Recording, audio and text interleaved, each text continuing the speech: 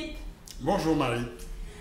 Philippe, je t'ai fait un joli paperboard que j'aime beaucoup faire dans nos formations et qui nous parle de deux axes, qui nous montre deux axes dont nous avons besoin en tant qu'être humain. Veux-tu bien nous en dire plus, s'il te plaît?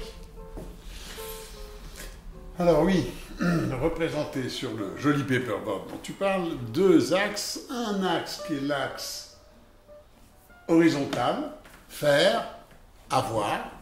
Alors cet axe est très stimulé depuis, on peut dire depuis l'après-guerre, dans notre civilisation européenne et française, et aussi dans tout le côté civilisé, ce qu'on appelle le côté civilisé.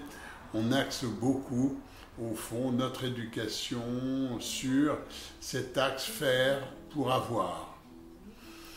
Alors le chanteur l'a dit à un moment, il disait « Avoir de l'avoir plein nos armoires, on nous prend, faut pas déconner, pour des cons, alors qu'on est des foules sentimentales. » Ça veut dire que toute notre société, qui est une société d'argent, de bling-bling, faire pour avoir, entassé, au fond, ça ne sert pas à grand-chose et on s'en aperçoit à beaucoup d'endroits dans notre vie.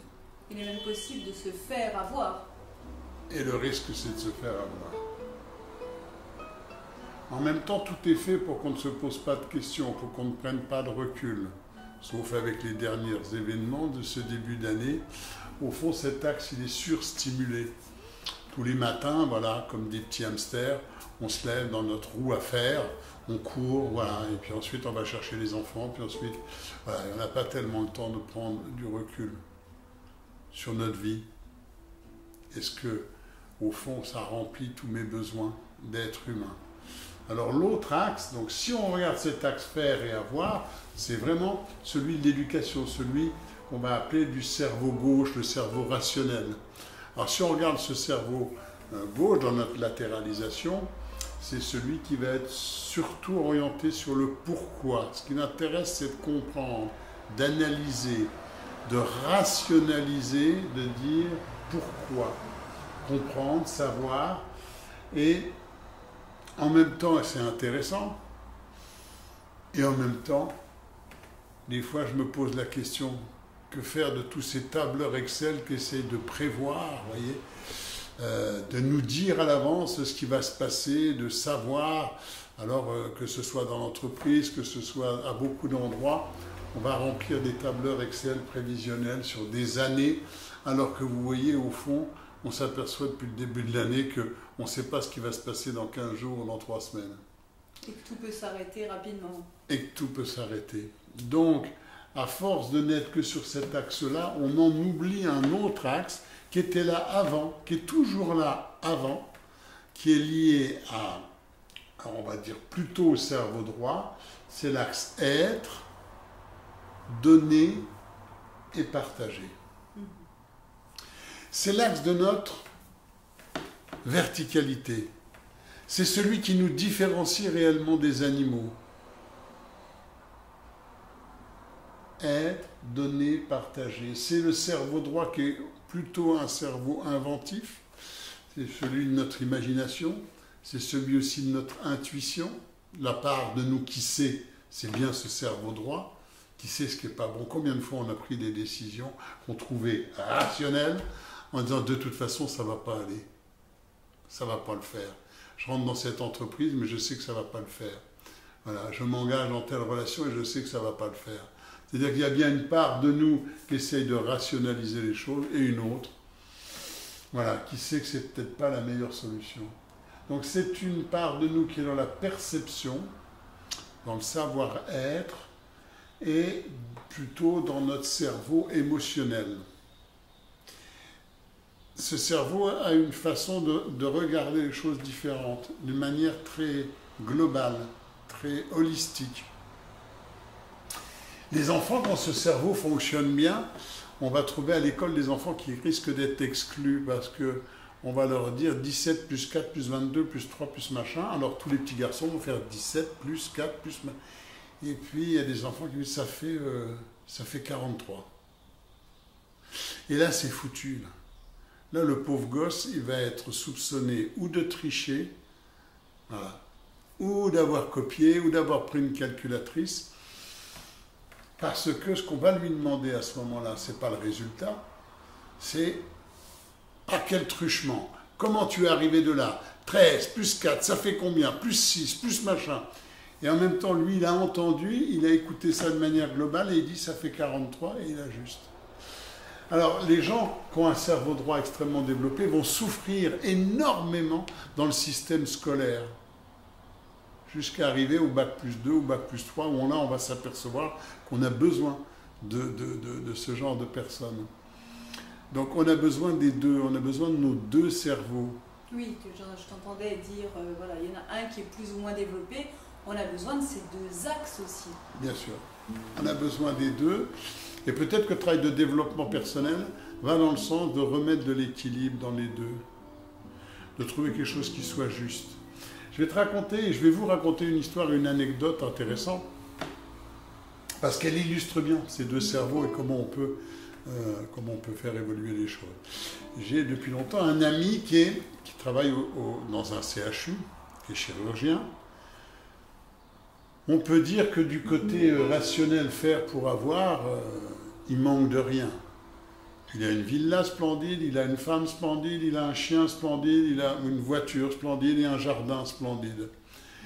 Il a un boulot qui rapporte bien, il gagne bien et en même temps, cet ami que je connais depuis très longtemps, depuis quelque temps, j'avais l'impression qu'il se plaignait de plus en plus. Oui, le patron du CH n'a pas voulu m'acheter ceci, un truc, je ne sais pas quoi, technique. Les infirmières m'énervent, le système administratif m'énerve. Je l'entendais de plus en plus et se plaindre, voire même, ce qu'on pourrait reprocher à quelques-uns de nos collaborateurs, quelquefois, de cracher un peu dans sa soupe. Et je trouvais qu'il était triste et terne et ce n'était pas l'ami que j'ai connu. Et en même temps, ce que je savais, c'est que si je voulais voir briller ses yeux, mais vraiment briller ses yeux, il suffisait que j'évoque avec lui les 2 années où, à la fin de ses études de chirurgien, il était parti en coopération. Et là, pendant 2 ans, il avait non seulement fait des opérations dans des conditions lamentables, tout juste s'il avait un cutter en inox, pas de matériel, des mouches, pas de femme, pas de bling-bling, pas de bistrot, 14 heures de boulot par jour dans un pays où il fait une chaleur à crever. Et en même temps, quand il en parle, un sourire radieux. Alors, je lui fais la remarque. Je lui dis, tiens, c'est intéressant, parce que je te trouve quand même un petit peu aigri, de plus en plus à te plaindre et tout. Et en même temps, quand je te parle de ça, je trouve qu'il y a tout de suite quelque chose qui est lumineux dans ton visage. Je dis, est-ce que par hasard, il manquerait quelque chose aujourd'hui dans ta vie? Alors, il me dit, non, je ne sais pas. On discute un peu, et puis à un moment, il me dit, qu'est-ce qui faisait que c'était si beau, que tu étais si heureux, pour que quand tu m'en parles encore aujourd'hui, ce soit aussi fantastique, que ça brille d'une telle manière. Et tout d'un coup, il me dit, parce que ce que je faisais, c'était gratuit. Tout d'un coup, il redécouvre cet axe être, donner, partager. Ce que je faisais, c'était gratuit. J'y mettais une énergie terrible. Et il me dit, mais qu'est-ce que tu veux aujourd'hui? Qu'est-ce que tu veux que je retrouve ça? Je ne vais pas repartir en Afrique à plus de 60 ans. Je ne vais pas aller refaire... Ah non, je lui dis, on ne refait pas le parcours de sa vie, non. Je lui dis, en même temps, aujourd'hui, moi je pense que ton côté aigri, il est vraiment en lien avec ça, avec ce manque, tu vois. Il y avait une part qui était nourrie, cette part être, donner, partager, elle est en train de dessécher, mais le risque c'est que ce soit toi qui sois en train de dessécher. On a rediscuté 2-3 fois autour de ça, et puis un jour je l'ai vu revenir vers moi, souriant, mais vraiment souriant. Je lui dis, tiens, qu'est-ce qui se passe? Ben, il me dit, écoute, j'ai pris certaines décisions avec les discussions qu'on a eues. La première décision, j'ai pris une journée dans la semaine où je ne travaille plus. La deuxième, j'ai pris la présidence d'une association qui s'occupe d'apporter des ressources pour l'Afrique. Et il me dit, tu ne devineras même pas, au fond, que cette association, en fait, elle s'occupe du pays où j'étais quand j'étais là-bas à 28 ans. Ah, j'ai dit, tiens, ça c'est encore un sacré hasard. Et il me dit, voilà, on envoie des containers, on organise des choses, donc c'est sûr que je vais pas refaire le terrain, je vais pas aller sur le terrain. Et en même temps, j'ai repris la présidence de cette association. Bon, ben, c'est des belles décisions. Et il me dit, et la troisième, comme je gagne bien ma vie, tous les mois, je donne 1500 € pour cette association, pour qu'elle fonctionne et qu'elle vive. Et là, j'avais retrouvé le sourire de mon ami. Il continuait, bien sûr, à faire son métier. Ça veut dire qu'il avait trouvé, ce qu'on peut peut-être rechercher pour chacun d'entre nous, une alliance juste entre l'axe faire, avoir et l'axe être, donner, partager notre verticalité. Peut-être que pour lui, il avait trouvé le bon équilibre. Donc, c'est pas la question est-ce que je suis dans le faire et avoir ou est-ce que je suis dans être, donner, partager, c'est comment je fais pour être dans les deux. Et de trouver un juste équilibre pour nourrir les deux parts de nous qui ont besoin d'être nourries. Voilà ce que j'avais comme petite idée pour illustrer, au fond, ce subtil mélange de l'être et de l'avoir.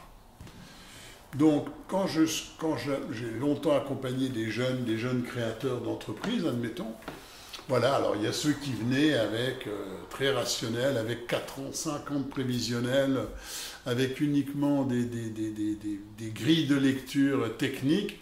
Voilà, je sais lire un bilan, mais je leur disais, laisse tomber tout ça, pose-le, raconte-moi ton projet. Qu'est-ce qui est beau, qu'est-ce qui te fait kiffer dans cette histoire, comment tu as envie de développer ça.